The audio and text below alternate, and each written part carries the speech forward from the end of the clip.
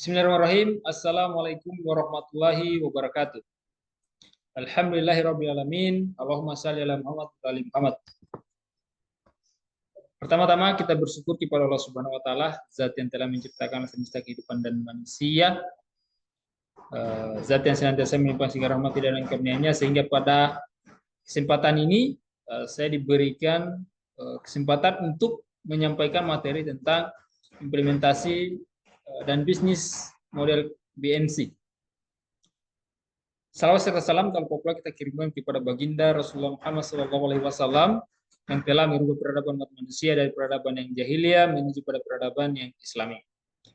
Baik, perkenalkan saya Larimba Garuda dengan stambul G2B123010 yang merupakan mahasiswa program studi Magister Bisnis Fakultas Pertanian Universitas Saroleo Kendari. Di mana di sini saya akan mempresentasikan materi tentang mata kuliah kebersihan bisnis dengan dosen pengampu Dr. WK Gusmiarti Abdullah.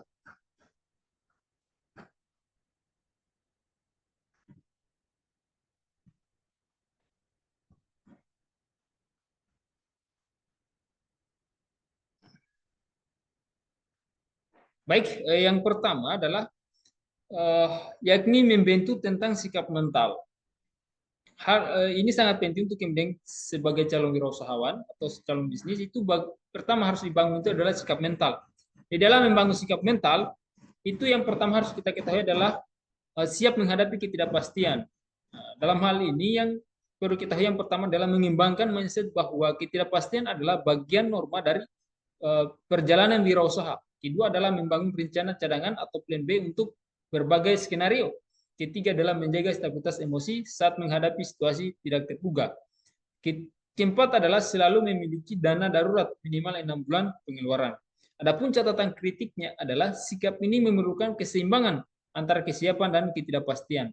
Terlalu fokus pada ketidakpastian dapat menghambat pengambilan keputusan. Oleh karena itu kita harus pentingnya sebuah titik fokus di dalam menghadapi setiap persoalan. Selanjutnya adalah siap mengatakan bisa.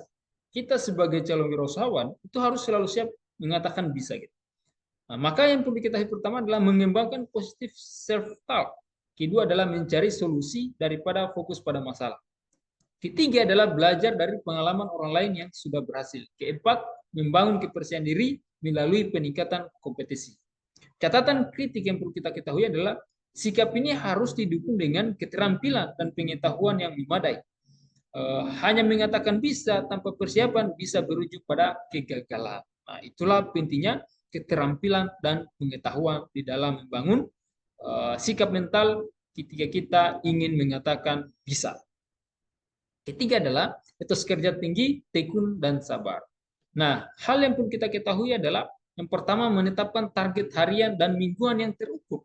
Kedua adalah disiplin dalam menjalankan rutinitas produktif. Ketiga, konsisten dalam mengerjakan hal-hal kecil. Keempat, tekun tidak mudah menyerah saat menghadapi hambatan. Adapun catatan kritik yang perlu kita ketahui adalah ketekunan harus diimbangi dengan fleksibilitas. Terlalu fokus pada satu cara dapat menyebabkan kegagalan jika situasi berubah. Nah, itulah maka pentingnya kita memiliki banyak cara. Keempat adalah berani mengambil risiko, yaitu melakukan analisis risiko secara terukur, kemudian mulai dengan risiko kecil dan bertahap. Ketiga, memiliki list management plan. Keempat adalah belajar dari kegagalan sebagai bagian dari proses. Catatan kritiknya adalah risiko harus dikelola dengan baik. Mengambil risiko tanpa perhitungan dapat menyebabkan kerugian besar. Nah, itu dia yang perlu kita pahami. Selanjutnya adalah membangun keterampilan pengusahaan muda. Itu bagaimana cara implementasinya? Yakni yang pertama adalah mengubah pola pikir. Nah, yang perlu kita pahami di sini adalah untuk membangun pola pikir itu pertama dari implement mindset ke entrepreneur mindset. Nah, kedua, fokus pada penciptaan nilai. Ketiga, melihat masalah sebagai peluang. Keempat, berpikir jangka panjang. Adapun catatan kritiknya adalah perubahan pola pikir memerlukan waktu dan usaha. Tidak semua orang mampu beradaptasi dengan cepat. Kedua adalah motivasi berprestasi. Yang harus kita bangun di sini yang pertama adalah menetapkan goals yang smart. Nah, itu dia. Kedua adalah mencatat dan merayakan pencapaian kecil, itu penting. Jadi setiap keberhasilan yang kemudian kita peroleh itu harus kita rayakan begitu sebagai bentuk apresiasi terhadap diri sendiri. Nah, ketiga adalah bergabung dengan komunitas wirausaha. Itu sangat penting karena kita tidak bisa berkembang sendiri. Oleh karena itu, karena kita adalah makhluk sosial, pentingnya membangun jaringan kepada orang lain. Keempat adalah terus meningkatkan standar kualitas. Adapun catatan kritiknya adalah motivasi harus berkelanjutan. Tanpa tujuan yang jelas, motivasi dapat menurun. Itu yang perlu kemudian kita ketahui. Keempat adalah membangun jaringan, yaitu aktif di komunitas bisnis, menghadiri event networking, memberikan nilai sebelum meminta, kemudian maintain hubungan jangka panjang. Catatan kritiknya adalah kualitas jaringan lebih penting daripada kuantitas. Jadi yang perlu kita ketahui adalah pentingnya kualitas jaringan, bukan kuantitasnya. Karena terlalu banyak koneksi yang dangkal tidak akan memberikan nilai. Gitu. Makanya pentingnya kualitas jaringan untuk pengembangan sebuah bisnis yang kemudian kita kembangkan. Kelima adalah kemampuan negosiasi. Kita harus memahami bagaimana membentuk kemampuan negosiasi. Maka hal yang perlu kita pahami adalah bagaimana memahami win-win solution. Kedua adalah meningkatkan kemampuan komunikasi. Ketiga, mempersiapkan data dan fakta. Keempat adalah mendengarkan secara aktif. Catatan kritiknya adalah negosiasi yang buruk dapat merusak hubungan. Maka itulah pentingnya negosiasi yang baik. Penting untuk menjaga keseimbangan antara keuntungan dan hubungan jangka panjang. Kemudian selanjutnya adalah bekerja cerdas. Itu yang harus kita pahami adalah pertama adalah uang dan waktu luang. Membuat sistem otomatis bisnis. Kedua adalah mendelegasi tugas secara efektif.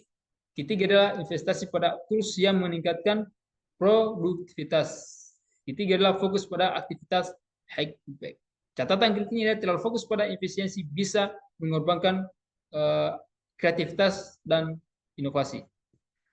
Kedua adalah mengelola kegagalan, yaitu melihat kegagalan sebagai feedback. Kedua adalah dokumentasi pembelajaran dari setiap kegagalan. Ketiga adalah cepat bangkit dan pivot bila perlu. Keempat adalah sharing pengalaman dengan komunitas. Catatan kritik yang perlu kita pahami adalah tidak semua kegagalan dapat diubah menjadi pelajaran. Terkadang penting untuk mengenali ketika untuk mundur. Ketiga adalah belajar seumur hidup.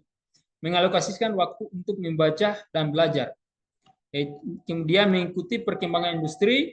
Ketiga, menghadiri workshop dan pelatihan. Keempat adalah mencari mentor. Catatan kritiknya, proses pembelajaran harus relevan dengan tujuan. Terlalu banyak informasi dapat menyebabkan kebingungan. Nah, itu dia. Makanya pentingnya informasi yang baik gitu. Jika kita memiliki tujuan A, maka kita bagaimana cara mengumpulkan informasi tentang tujuan A tersebut. Nah, selanjutnya adalah mengubah kekurangan menjadi kekuatan dia. Nah, yang pertama harus kita pahami adalah identifikasi kekurangan. Nah, bagaimana cara mengidentifikasi kekurangan? Kita harus melakukan self assessment secara jujur terhadap diri sendiri. Kedua adalah meminta feedback dari orang lain terdekat. Ketiga adalah mencatat area pengembangan diri. Catatan kritiknya adalah terkadang sulit untuk menerima kekurangan dan ini memerlukan keberanian dan kejujuran.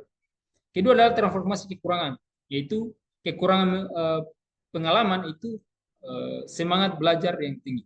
Jadi kita harus memiliki pentingnya memiliki semangat belajar yang tinggi. Kemudian usia muda itu energi dan adaptabilitas tinggi. Maka kita harus memanfaatkan hal tersebut.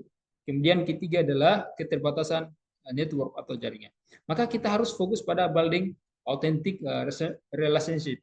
Nah, maka catatan kritiknya adalah proses ini bisa menyakitkan dan memerlukan ketahanan emosional. Oleh karena itu pentingnya mental.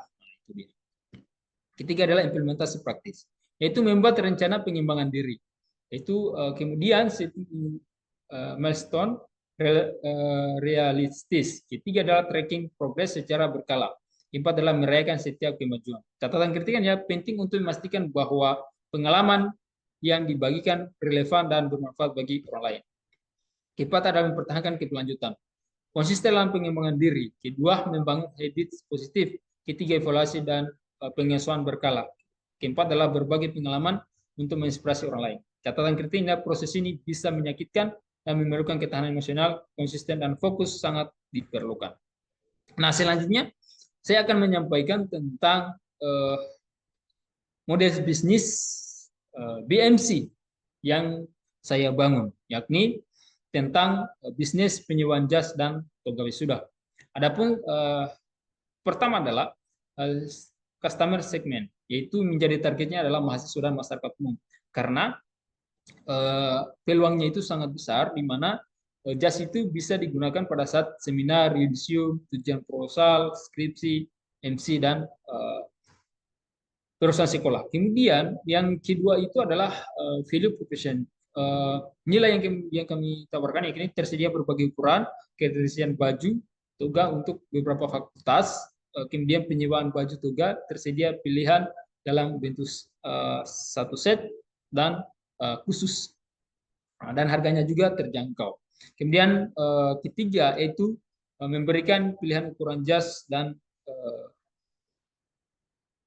atau tentang channels, itu adalah bagaimana kemudian kami membangun hubungan dengan customer, maka kami memberikan pilihan ukuran jas, baju toga untuk pelanggan, kemudian penjualan melalui media sosial, pengolahan testimoni pelanggan di akun media sosial, dan pembagian brosur. Kemudian keempat adalah customer relationship, yaitu testimoni pelanggan dapat dilihat pada akun media sosial, tersedia alamat lengkap toko, kemudian tersedia nomor handphone yang dapat dihubungi melalui DA. Kemudian kelima adalah revenue stream, yaitu biaya penyewaan jas per hari, biaya berlangganan penyewaan jas dalam jangka waktu lebih dari 1 hari. Itu kami pun sediakan. Kemudian yang keenam adalah key resources. Nah, itu kami menggunakan handphone, kemudian akun pada berbagai platform media sosial, kemudian ada jas laki-laki dan jas perempuan. Begitupun baju toga dan atributnya itu kami sediakan secara lengkap. Kemudian selanjutnya adalah key activities atau kegiatan utama. Itu pengiklanan melalui internet, itu berupa Instagram, Facebook, dan WhatsApp. Kemudian pembagian brosur di kalangan mahasiswa, pemasangan pada mading umum, menjaga kebersihan produk itu sangat penting. Itu yang kemudian hal utamanya kami sajikan dalam proses model BMC atau dalam hal yang kami lakukan dalam bisnis kami. Selanjutnya adalah ke partners, yaitu join di fitur di fitur untuk mengembangkan bisnis baru yang berkaitan dengan kebutuhan mahasiswa. Itu kami pun lakukan. Kemudian bekerja sama dengan teman dan kerabat berbagai investor untuk penanaman modal. Selanjutnya adalah cost structure. Nah, ini sangat penting sehingga dia disajikan pada blok terakhir, itu tentang bagaimana biaya pengembalian pakaian, paket internet, biaya percetakan brosur, biaya pembelian bahan bakar kendaraan, kemudian biaya pembelian stok jas dan baju toga, dan biaya laundry. Jadi ini merupakan hal-hal yang kami lakukan dalam bisnis penyewaan jas dan toga wisuda. Nah, maka yang menjadi alasan kami bisa kita lihat di sini. Yang pertama tentang customer segment, yaitu pemilihan mahasiswa sebagai target utama pasar, dikarenakan jas dan baju toga wisuda adalah jenis kebutuhan yang selalu digunakan dalam forum-forum penting seperti seminar proposal, skripsi, dan yudisium, serta baju tugas saat wisuda.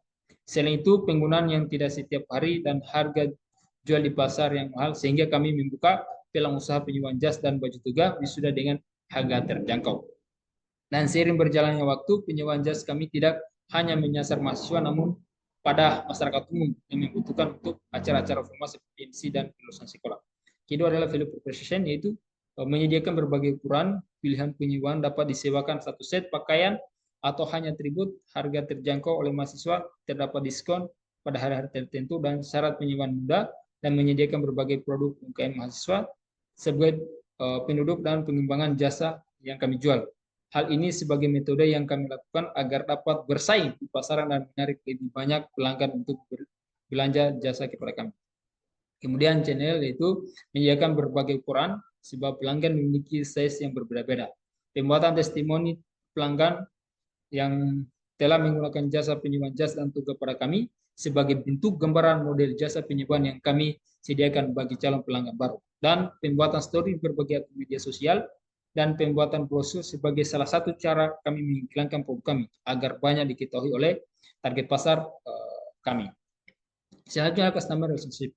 Itu bertujuan agar pelanggan dapat mengetahui banyak hal tentang jasa penyewaan jas dan baju tugas yang kami sediakan, dan memudahkan hubungan antara pilihan pengusaha dengan calon pelanggan. Kemudian, revenue stream, yaitu aliran pendapatan yang direncanakan dapat berasal dari penyewaan jas, penyewaan baju tugas, penyediaan distribusi sudah, biaya pengantaran, dan peluang kerjasama. Kemudian, key resources, yaitu alasan menggunakan handphone sebagai alat komunikasi dengan pelanggan sekaligus untuk media pengiklanan. Kemudian key activities atau kegiatan utama, kunci kegiatan utama itu alasan melakukan aktivitas tersebut yaitu menjaga kepercayaan dan kenyamanan pelanggan, terutama terkait kebersihan pakaian yang disewakan, dan pemantau harga pesaing dan menurunkan harga sebagai upaya daya tarik kepada pelanggan agar calon pelanggan penyewaan jas banyak beralih ke penyewaan jas kami. Kemudian key partners, yaitu membuka peluang kerjasama dengan tujuan agar usaha penyewaan jas dan baju tugas sudah dapat dilakukan berkelanjutnya. Terakhir, yaitu cost struktur, yaitu perincian pembiayaan bertujuan untuk menganalisis kebutuhan biaya selanjutnya sehingga keuntungan dapat diperhitungkan dengan jelas. Jadi mungkin itu saja yang dapat kami sajikan. Lebih dan kurangnya mohon maafkan. Tentu saya sangat membutuhkan kritik dari teman-teman semua yang ketika menonton video ini, terutama kepada dosen pengampu kami. Demikian, walau alam bisawab. Assalamualaikum warahmatullahi wabarakatuh.